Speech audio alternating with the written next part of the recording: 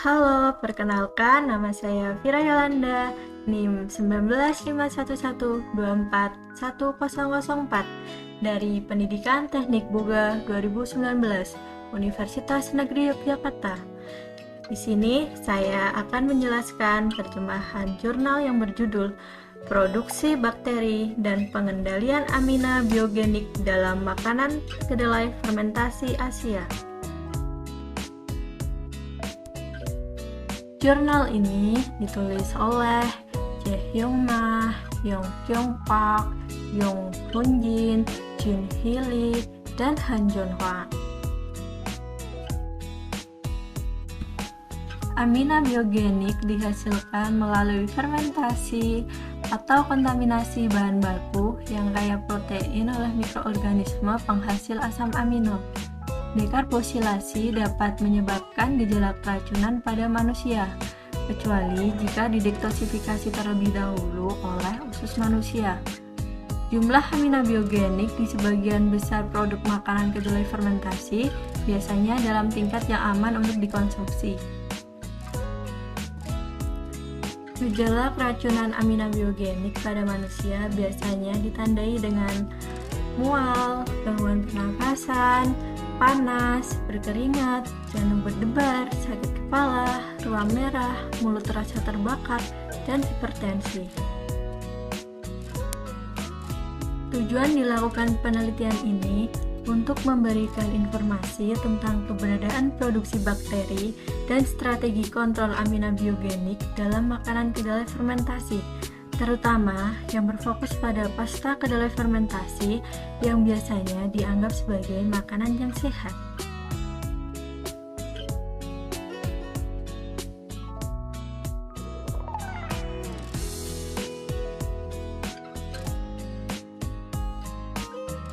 Berikut ini adalah hasil pasta kedelai fermentasi yang diproduksi oleh bakteri. Yang pertama, pasta kedelai fermentasi dari Cina. Ada chunjang. Chunjang merupakan pasta kacang hitam bercita rasa asin sedikit pahit yang diberi pewarna karamel. Hasil chunjang berwarna hitam. Selanjutnya, duchi. Duchi merupakan pasta kuliner Cina berbahan baku kacang hitam. Yang terakhir, doubanjiang. Doubanjiang merupakan pasta cabai untuk masakan Tionghoa. Rasanya asin dan pedas. Yang kedua, pasta kedelai fermentasi dari Korea. Ada gochujang. Gochujang merupakan pasta cabai berwarna kemerahan yang gurih dan pedas. Selanjutnya, doenjang. Doenjang merupakan pasta kedelai berwarna coklat kekuningan. Pasta ini mempunyai rasa dan aroma khas yang cukup menyengat yang dihasilkan dari bakteri. Rasanya sangat asin. Yang terakhir, cheonggukjang. Cheonggukjang merupakan pasta kedelai Korea yang dibuat dalam beberapa hari saja. Maka dari itu, cheonggukjang diberi julukan pasta kedelai cepat.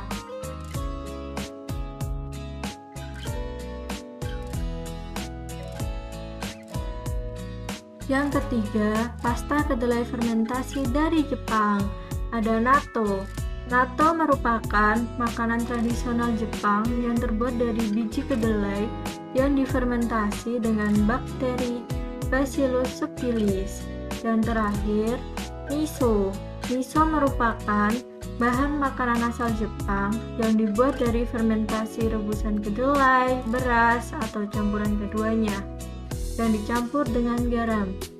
Kapang yang digunakan untuk fermentasi ini adalah Aspergillus oryzae. Yang keempat, fermentasi kedelai dari Indonesia. Ada tempe. Tempe merupakan makanan orang Indonesia yang terbuat dari fermentasi terhadap biji kedelai atau beberapa bahan lain yang menggunakan beberapa jenis kapang Rhizopus seperti Rhizopus oligosporus. Fermentasi ini secara umum dikenal sebagai ragi tempe. Berikut ini bahan produksi amina biogenik oleh bakteri. Produk makanan kedelai fermentasi yang pertama yaitu natto, bakteri Bacillus subtilis dan Staphylococcus pasteurii, menghasilkan amino biogenik dari berbagai spesies bakteri yang diisolasi dari jenis produk makanan kedelai fermentasi yang representatif. Produk makanan kedelai fermentasi yang kedua yaitu miso, bakteri Bacillus spp, Lactobacillus sp, Enterococcus faecium, menghasilkan histamin dan tyramin di miso melalui pendeteksian kualitatif dan kemudian uji kuantitatif menggunakan media cair. Pada uji kuantitatif dengan inkubasi selama 90 hari, strain Lactobacillus sp dan E. faecium menghasilkan histamin dan tyramin masing-masing hingga sekitar 100 gram per mil dan 150 gram per mil. Berikut ini metode untuk mengurangi amina biogenik dalam makanan kedelai fermentasi. Yang pertama, metode iradiasi. Iradiasi bahan baku dengan dosis 5, 10, dan 15 kGy secara signifikan mengurangi isi histamin, pustresin, kartamin, dan spermidin sekitar 20-50%. Contoh produk makanannya doenjang. Metode yang kedua, penambahan asam nikotinat. Penambahan asam nikotinat pada konsentrasi 0,15% dan 0,20% menghasilkan penurunan yang signifikan masing-masing sekitar 70% dan 83% dibandingkan dengan kontrol kandungan tyramin. Contoh produk makanannya Cheonggukjang. Metode yang terakhir yaitu culture starter Bacillus. Bacillus spp telah dikenal sebagai fermentasi mikroorganisme yang bertanggung jawab untuk pembentukan amina biogenik dalam berbagai jenis makanan kedelai fermentasi. Penggunaan culture starter dapat menurunkan amina biogenik.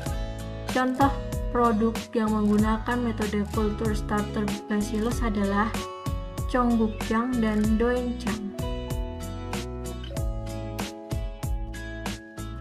Ini adalah tabel hasil batas legal dan tingkat racun yang ditetapkan oleh agensi untuk amina biogenik dalam produk makan.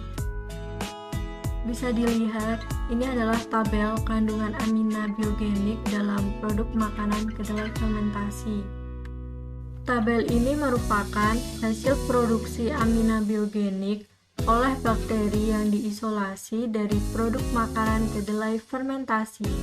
Tabel ini menunjukkan gen-gen yang ditemukan dalam satu strain tunggal dari setiap spesies Bacillus telah terdaftar, sedangkan gen-gen dari Enterococcus spp ditemukan dalam beberapa jalur yang terpisah dan ditugaskan ke lokus yang berbeda.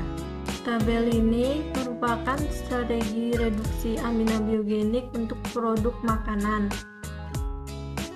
Kesimpulan dari jurnal yang telah saya terjemahkan ini yaitu penelitian yang diterbitkan hingga sekarang ini menunjukkan bahwa jumlah amina biogenik di sebagian besar produk makanan kedelai fermentasi berada dalam tingkat yang aman untuk dikonsumsi manusia. Namun harus ditunjukkan bahwa kandungan amina biogenik vasoaktif dalam jenis dan produk makanan kedelai fermentasi lebih besar daripada tingkat racun. Terima kasih kepada teman-teman yang sudah menonton dan menyimak penjelasan saya pada video ini. Jika ada hal yang kurang dimengerti bisa ditanyakan di kolom komentar. Dan sekian, terima kasih.